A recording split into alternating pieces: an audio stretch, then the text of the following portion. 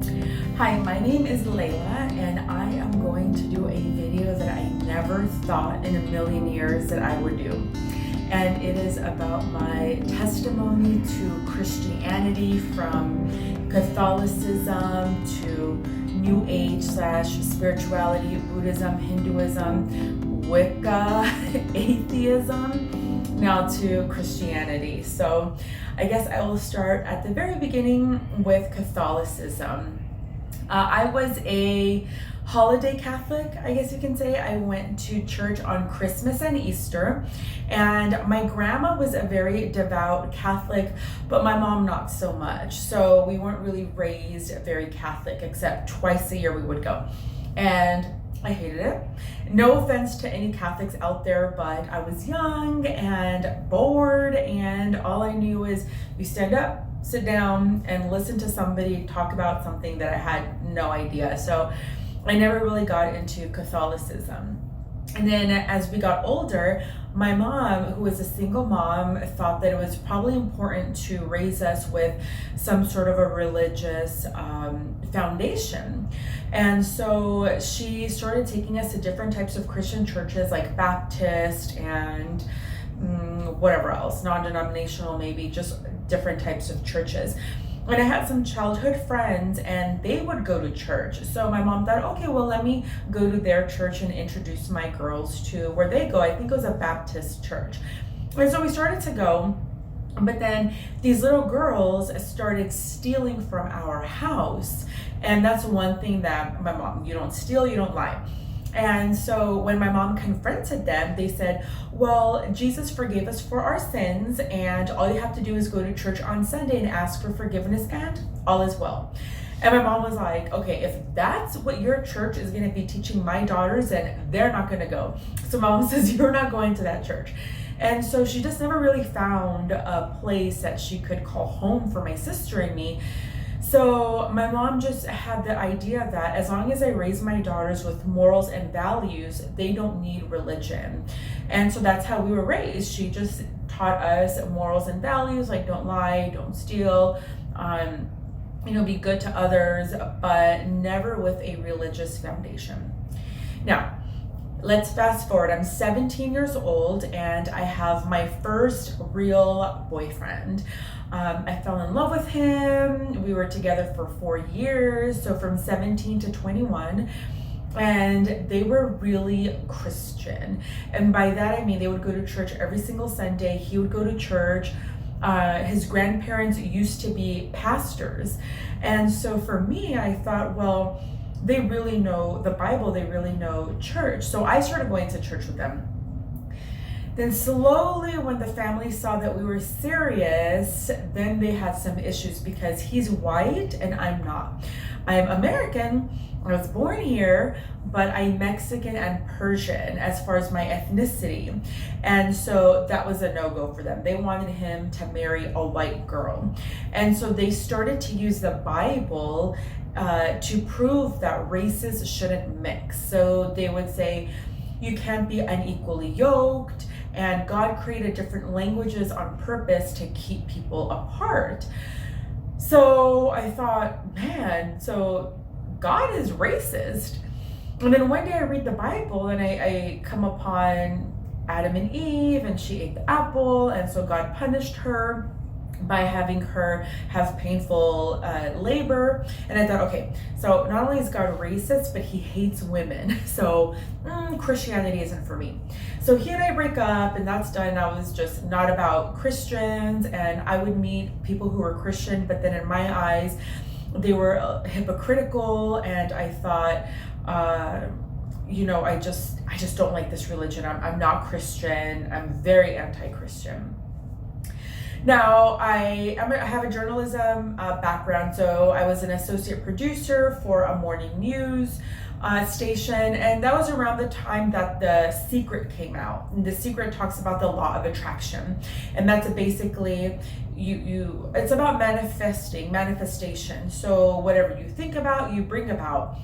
But they also talk about your subconscious mind. And if your subconscious mind is thinking something opposite of your conscious mind, then you might attract the those fears that you have, or you might want this big house and you might want this car, but if your subconscious mind believes that you can't achieve it, then you're not going to receive it. So then there was this whole component of really, paying attention to the subconscious mind. And I can be a little obsessive, so then I became really obsessed with my thoughts, like always monitoring my thoughts, to the point where I would be driving my car and I would, for some reason, get this image of being rear-ended. And that freaked me out. I'm like, stop thinking that, you're gonna get rear-ended. And then I would drive, and then I'd have this image of being rear-ended. And I was like, oh my God, stop thinking about that. To where I was rear-ended one day and I thought, oh my God, you manifested that because you kept thinking about it. Now, whether I would have been rear-ended or not, I don't know. But I thought that I made that happen because my conscious and my subconscious mind probably was really scared about being rear-ended. I don't know, it's so weird. And so around that time, I got into crystal healing. I became a Reiki master. I would always give credit to the universe. I did this because, the universe, and that's just really where my mind was around that time. And I meet this friend and he introduces me to this book called Art of Happiness by the Dalai Lama. And he was a manager at a restaurant that I was working in. So one day I see his book and I say, who's that? And he says, you don't know who the Dalai Lama is? And I'm like, no. And he says, oh my gosh, you've got to read this book. So that introduced me into Buddhism. And so then, I think for a long part of my life, I considered myself spiritual and new age-ish. And then I got into Buddhism. So I started learning about it and I got into meditation, which I think helped me in a lot of ways. I think meditation has been great for me to just close my mind and be quiet and be still. And I learned about compassion and, life is suffering and everything about Buddhism. So I really got into that. And but there was always this underlining spirituality and law of attraction in my life. I started dabbling in Wicca, but Wicca really just sort of the spell casting, because I was really into manifestation. I was really into psychic ability and opening up my third eye. So I would do these rituals where, you're supposed to have the earth and the air and the wind, and you sage your room north, east, south, west, and you have the candle. You want to manifest money, it's like a green candle. You want to manifest love, it's a red candle. So I would do these things, but I would always feel sort of scared. It was always kind of this eerie feeling because it's dark and you're trying to conjure something. Even though I never saw any ghosts, I was always scared of that stuff. And I would do my white light of protection. So I was doing all of that stuff. Again, no offense if that's what you're doing. I'm just telling you my journey, my path. So I was getting into that and really working on manifesting things. But then I got to the point where I just became so obsessed with my thoughts that I just thought, what, screw this all, I'm just atheist. Because then I started looking around at the world. I thought, why are little kids being molested as little kids? Why is there evil? Why are innocent people dying? Why is all this bad stuff happening if there is a God? If there's a God, why is he allowing all this stuff to happen? It just didn't make sense to me. So I became atheist. And I was living atheist for 7 years or so, a portion of my life I was just atheist. And then I get into Hinduism because I meet somebody who says, hey, I know this monk, and he talks about medicine and all this stuff. And so I thought, okay, that's cool, because I've also always been into health and wellness. And so I said, okay, great. So I go meet him, and then I start learning about Hinduism. And then I start doing the mantras. So I started doing a mantra to, now I can think of which, Shiva, Lord Shiva. So I'm doing a mantra to Lord Shiva. I am wearing my hair in a bun. I am this close to moving to India and living in an ashram and just doing yoga and meditating all day. I'm this close to it. But then I meet a guy and we start dating. And so I'm practicing Hinduism and we're dating, and then he ends up introducing me into the financial services industry. So I started getting into the financial services industry, and now I'm running a business, and then we're continuing to date. He and I get married, and today we have twins. So today I'm married, we have twins, I run a business, I'm an entrepreneur. And somehow through dating him, because let me tell you, marriage is challenging. No matter what, marriage is challenging. And so we're going through some challenges in our marriage. And my mentor tells me you should go to church because every man needs accountability, every woman needs accountability, and you need that foundation to have a successful marriage. And I said, nope, I'm not doing nothing Christian. No Christianity, I'm against it. No, thank you. We're still having challenges in our marriage. And around this time, I meet this friend, and her name is Erin Miracle. Because in my business, I'm always connecting and networking with people. So I connect with her, and never thinking that she's going to recruit me into Christianity, pretty much. And so I'm talking to her, she becomes my friend, and she was doing production in our local church in North Hollywood, California. And so she kept trying to invite me to the church, but I'm very closed off. I'm like, no, Erin, I'm not into it. Poor girl, so many times she would invite me to church. She was like, hey, my church is doing a function, you want to come? I'm like, yeah, maybe. And I just wouldn't go. Poor Erin.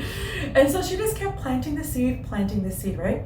And so I'm having these challenges in my marriage, and one day I finally go to my mentor's church. And it was one of those super churches. Now remember, my first introduction into church was Catholic. So Catholic is like somber and quiet. I mean, the most you do is shake hands. You know that one part where you have to shake hands with the person next to you? And then Christian church, it's like a full-on band and music, and it's totally different.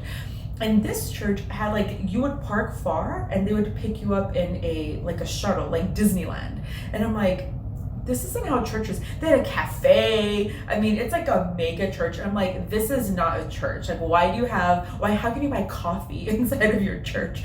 And so I was like, no, this is weird. I'm not into it. So I didn't go, only went one time. So then one day I'm talking to my friend Erin, and this is after my husband and I had this blowout fight, and to the point where I bought concert tickets, and I was gonna take him, and then I ended up not going with him and taking my girlfriend instead. But I'm in the car with Erin, and I said, you know what?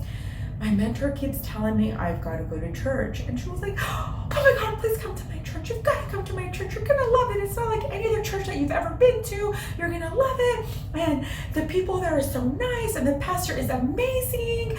And I was like, fine, I'll go to your church. What time is the service? And she tells me. So I go tell my husband, I said, hey, Marlene keeps saying, that's my mentor. Marlene keeps saying we have to go to church. Erin says that this church is not going to be like any other church. Should we go? Should we give it a try? And he's like, yeah, of course. Now, my husband has always been Christian. He's always felt Christian. He's never not been Christian. And so we go to the church, and Erin was right. I loved it. And the church is Radius. So if you're in North Hollywood, California, you got to go. It's called Radius LA, Radius Church in North Hollywood. And the pastor is amazing. And so I liked it so much that I became an usher. Yes, from Catholic, Hindu, Buddha, Wicca, spiritual, New Age, atheist. I'm ushering in a Christian church. I went from ushering to doing slides, like, you know, when the band sings and someone is back there clicking the lyrics. I was that person. I made friends and I absolutely loved it. And one day my pastor is doing a sermon on the crucifixion. And it dawned on me that I have never read the crucifixion. The most I ever read in the Bible was what I told you. I saw that God hated women. And that's as far as I got. I closed this and I said, no. And I started from, I think, like page 1, because that's how you read books. You start from page 1, the Old Testament. And then again, at that point, I didn't know anything about Old Testament, New Testament, anything like that.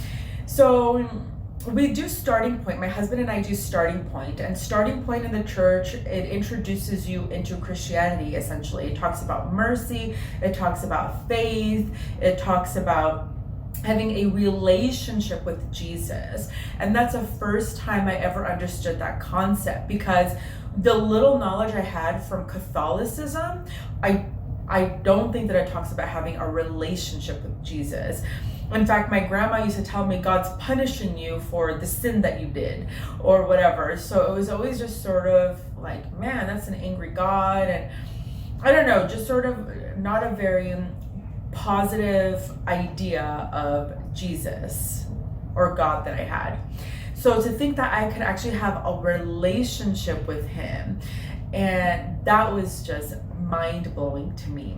So I'm doing that, and so he's one day he's talking about this crucifixion. I thought, well, why don't I go read that part in the Bible? But I would have no idea how to find the part that talks about crucifixion. Now I know there's several parts that talk about crucifixion, but back then I'm like, where do you find the crucifixion section? Like, is there a table of contents? So that church gives you a brand new Bible when you go as a new visitor, a new guest or whatever. So I got a free Bible and a mug, and my husband got a free Bible and a mug, because that's what they do. They give everybody a brand new Bible. So I hadn't opened my Bible for months, if not maybe a year or so, that I'd been going to the church. So I come home one day and I said, okay, well, let's figure out where this crucifixion part is in the Bible. So I take my brand new unopened Bible, and I'm like, man, how am I gonna find this? So I start thumbing through, and I start thumbing, and then my thumb stops at a page that was dog-eared. Now, mind you, I don't dog-ear books. When I was a little girl, my mom told me, don't dog-ear books, don't highlight books, don't mess up books. That's how I was raised. So I would never dog-ear a Bible. So it was dog-eared, and I look, and it was the book of John. And then this section, the page on the left, talked about the crucifixion. So I was just like, what the heck? So I started reading the crucifixion. I read the book of John, and I thought, this is so mind-blowing. So don't think that all of these books are dog-eared at the book of John. They're not, because my husband's was not dog-eared. My book was dog-eared at the book of John. And I just thought that that was so insane. So and the very next day, and I'm not making this up, the very next day, there were 2 white doves over my car. I was just tripping out. So I go and I tell Erin, I said, Erin, because she was my neighbor actually, I say, Erin, this is what happened. It was dog-eared at this section, and how crazy, and I just read the book of John and the white doves and everything. And she was like, you have got to read The Case for Christ. And The Case for Christ is a story of a former journalist who's an atheist, and somebody challenged him to debunk the crucifixion.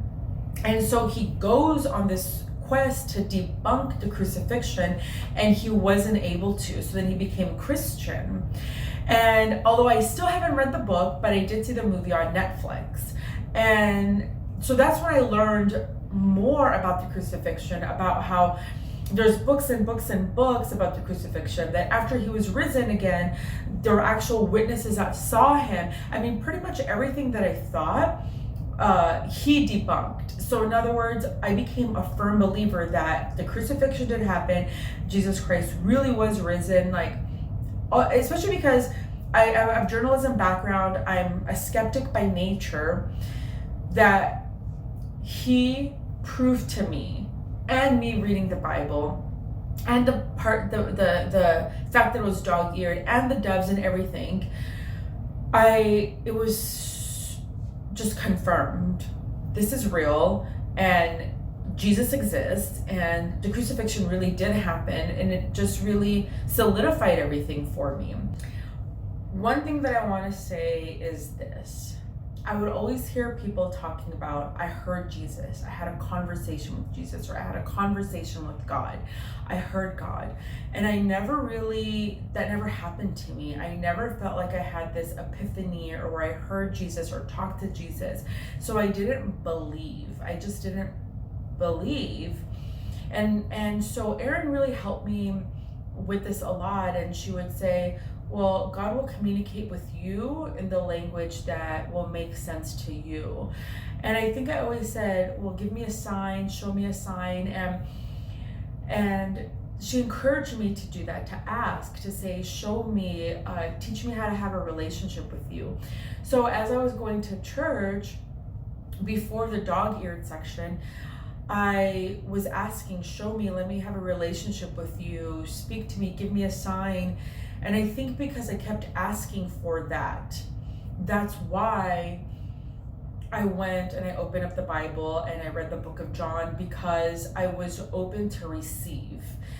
And the way that it comes to me, because to you it might be different, but the way that it comes to me is a knowingness. So something tells me, go home and read the Bible. So it was like an inner thought or just a knowingness that led me to that moment. This video, for example, I kept fighting it. The thought would come to me, do this video, and I would not do it. Something would say, do this video, I wouldn't do it. So this video is maybe like a month or two that took me to finally say, okay, I'm gonna go ahead and do this video. And so if you are looking for a relationship with Jesus, if you are looking for a relationship, ask for it. Ask for it. Ask to be shown the signs. Ask to have a relationship, and then be open, and be open for the signs. Be open to that thought that comes in your head. And if it doesn't come right away for you, or maybe you don't recognize it right away, then don't give up.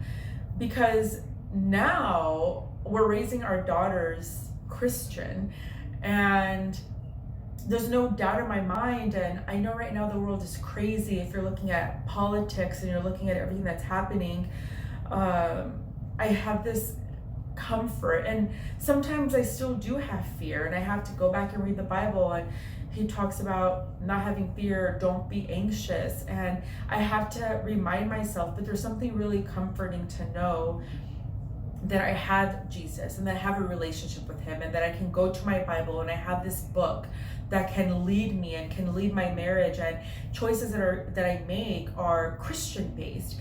And it feels so good to know that I'm going to be able to raise my daughters Christian, and that I expect to continue to usher and be involved in the church, and I'm going to introduce my girls into the church, and we're going to be involved in the church. And in my business, there's so many people that are working with me, so many agents that are working with me, and they're Christian as well. And because we have these Christian values, we give back to child trafficking organizations that save children from being trafficked. And it just feels so good now to be in a space with other people that are Christian, which is something that I never would have said, because years ago if you told me you were Christian, I was like, oh my God, get out of here. But now it's just, I'm telling you, I can't believe that I'm here and that I've made this video, and that I can say that I am Christian. So if you're searching and you're looking and you feel lost, the first thing that I would say is pray and ask. Ask for a relationship. Ask for Jesus to show himself to you. And I promise you that he will. So I hope that this video lands on people well. I hope that you find value. I hope that if you are searching, and I hope that this gives you maybe me sharing, you relate to it. And I really hope that you find your relationship with Jesus, and I really hope that you can invite Him into your heart, and feel free to connect with me if you want to share your story. I would love to hear your story or testimony or anything. I mean, I would love to connect with you. My information I'm going to type here in this YouTube video here, but please connect with me.